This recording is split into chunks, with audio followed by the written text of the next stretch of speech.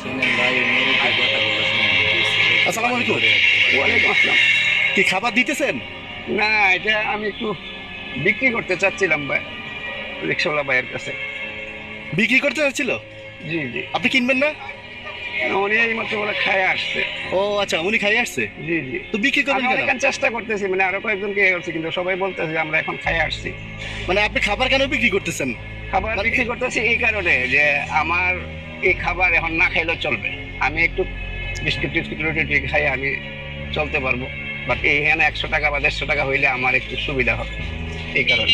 মানে এটা কিনে আনছেন আপনি? না না, কিনে আনি নাই। তাহলে? আমি একটা হোটেলে কাজ করছি, কতক্ষণ হোটেলে কাজ করছি বলতে ওনাকে আমি গেছিলাম যে একটা খাবার দেওয়ার লাগি, যে ওই আমি তো 3-4 দিন এসে ঢাকা আসছি, হ্যাঁ। আমার টাকার জায়গা নেই, আমার খাবার ব্যবস্থা নেই, হ্যাঁ। আমাকে একটু খাবার দিবেন।